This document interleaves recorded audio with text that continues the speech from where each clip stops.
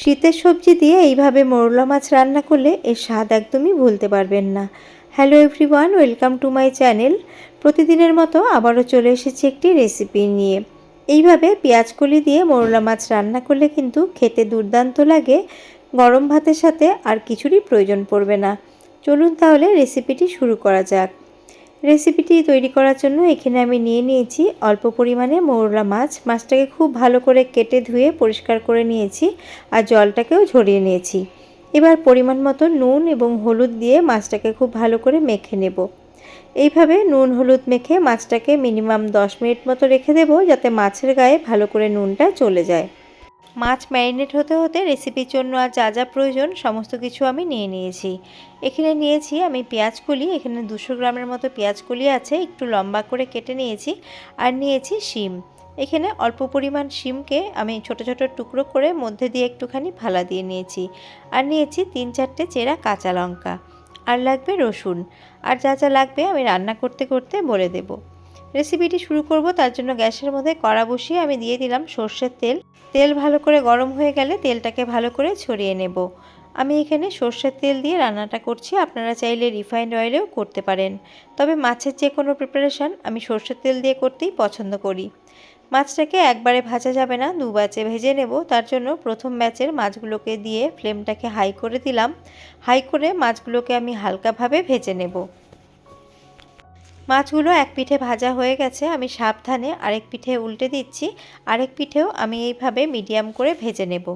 2 পিঠেই মাছগুলোকে ভেজে নিয়েছি। এখন তেল ঝরিয়ে নিয়ে মাছগুলোকে তুলে নিচ্ছি। একইভাবে আমি সেকেন্ড ব্যাচের মাছগুলোকেও ভেজে তুলে নেব।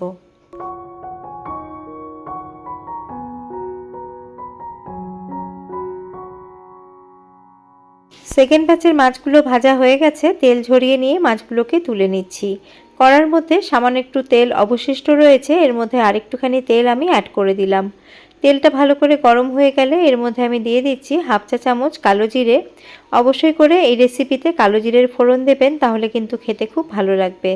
কালো জিরে কয়েক সেকেন্ড ভাজার পরে এর মধ্যে আমি দিয়ে দিচ্ছি থেতো করা রসুন। আমি 5-6 কোয়া রসুনকে থেতো করে নিয়েছিলাম, সেটাই দিয়ে দিলাম।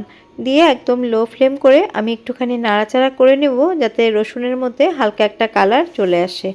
দেখুন এই পর্যায়ে রসুনের মধ্যে হালকা কালার চলে এসেছে। এবার আমি একটা ছোট সাইজের আলুকে ছোট ছোট সরু সরু করে কেটে নিয়েছিলাম, সেই আলুটাই দিয়ে দিলাম। দিয়ে সামান্য একটু নুন দিয়ে আলুটাকে ভেজে নিচ্ছি।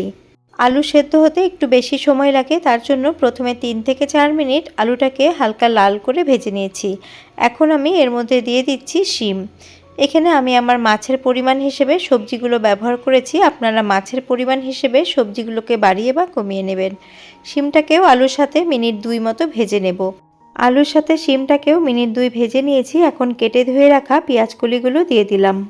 একই সাথে ঝালের জন্য এর মধ্যে 2-3টে চেরা কাঁচা লঙ্কাও দিয়ে দিলাম।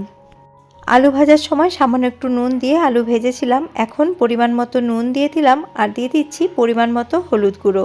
দিয়ে লো টু মিডিয়াম ফ্লেম করে সমস্তটা খুব ভালো করে মিশিয়ে নেব।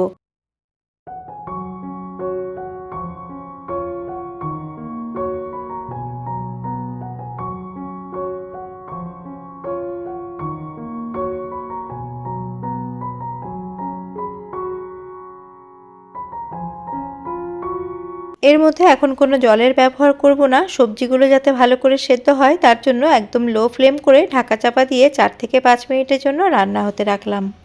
ফিরে এলাম মিনিট 5 পর, আর ঢাকা খুলে এখন দেখছি সবজি কিন্তু বেশ ভালো করে মজে গেছে। এখন চেক করে নেব শিম এবং আলু এগুলো ভালো করে সেদ্ধ হয়েছে কিনা। আর দেখিয়ে দিচ্ছি, দেখুন শিম কিন্তু সেদ্ধ হয়ে গেছে, আর আলু তো ভালো করে ভেজে নিয়েছিলাম, আলুও কিন্তু সেদ্ধ হয়ে গেছে। এখন খুব অল্প পরিমাণ এখানে মশলা আমি দিয়ে দেব।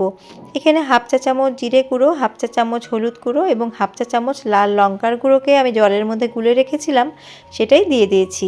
আর এর মধ্যে দিয়েছি হাফ চা চামচ কাশ্মীরি লঙ্কার গুঁড়ো কালারের জন্য। এবার সবজির সাথে মশলাটাকে ভালো করে কষিয়ে নেব। মোরলা মাছের ঝাল ঝোল টক অনেক রকমই তো আপনারা খেয়ে থাকেন, এইভাবে আপনারা পেঁয়াজকলি দিয়ে মোরলা মাছের চচ্চড়ি একদিন বানিয়ে খাবেন, এর স্বাদ কিন্তু ভুলতে পারবেন না। বাড়ির সকলে কিন্তু খুবই পছন্দ করবে।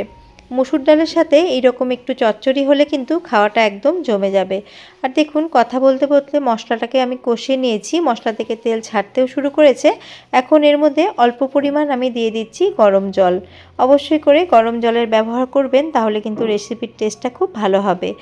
মোরলা মাছের চচ্চড়ি বানাচ্ছি, তার জন্য জলের পরিমাণ কিন্তু একদমই কম দিয়েছি, 1 কাপের থেকেও কম। একদম অল্প একটু দিয়েছি যাতে সমস্ত কিছু ভালো করে সেদ্ধ হয়ে যায়, মাছটাও এর মধ্যে সেদ্ধ হয়ে যায়। গ্রেভি ফুটতে শুরু করেছে, এখন ভেজে রাখা মাছগুলো দিয়ে দিলাম। খুন্তির সাহায্যে মাছগুলোকে একটুখানি সেট করে দিচ্ছি যাতে মাছগুলো ভালো করে সেদ্ধ হয়ে যায়। এখন গ্যাসের ফ্লেমটাকে একদম লোতে করে দেব। লোতে করে 3 থেকে 4 মিনিটের জন্য ঢাকা চাপা দিয়ে রান্না হতে দেব, যাতে সমস্ত কিছু খুব ভালো করে সেদ্ধ হয়ে যায়।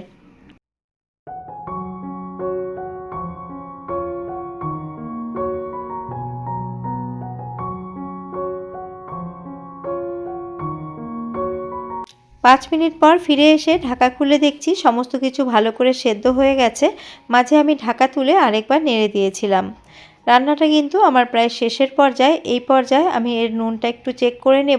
নুন একটু কম মনে হচ্ছে, তার জন্য সামান্য একটু নুন দিয়ে সমস্তটা খুব ভালো করে মিশিয়ে নেব। চচ্চড়ির মধ্যে সামান্য একটু জলীয় ভাব আছে, এই জলীয় ভাবটা শুকিয়ে নেব। তার জন্য গ্যাসের ফ্লেমটাকে মিডিয়ামে করে আরও 1 থেকে 2 মিনিট ঢাকা খোলা রেখেই এইভাবে রান্না করে নিচ্ছি। আরও মিনিট 2 চচ্চড়িটাকে রান্না করে নিয়েছি, আর জলীয় ভাবটা কিন্তু অনেকটাই টেনে এসেছে। এই পর্যায়ে এর মধ্যে দিয়ে দিচ্ছি ফ্রেশ ধনেপাতা কুচি।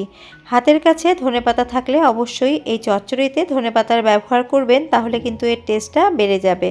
দিয়ে সমস্তটা নাড়াচাড়া করে নিচ্ছি। আর দেখুন জলীয় ভাবটা কিন্তু একদমই বেশি নেই। এখন গ্যাসের ফ্লেমটাকে আমি অফ করে দেব। অফ করে দিয়ে আপনাদের সার্ভ করে দেখাবো। গ্যাসের ফ্লেম অফ করে দিয়ে ওপর দিয়ে আরও কতটা ধনেপাতা কুচি ছড়িয়ে দিলাম। ছড়িয়ে দিয়ে 5 মিনিট স্ট্যান্ডিং টাইমে রাখবো, তারপরে আপনাদের সার্ভ করে দেখাবো। এই সময় বাজারে খুবই ফ্রেশ পেঁয়াজকলি এবং শিম পাওয়া যাচ্ছে। আপনারাও এইভাবে বাড়িতে একদিন বানিয়ে খেয়ে দেখুন। আর বানালে কেমন লাগলো অবশ্যই আমাকে কমেন্ট করে জানাবেন। রেসিপিটি ভালো লেগে থাকলে লাইক, কমেন্ট, শেয়ার করবেন।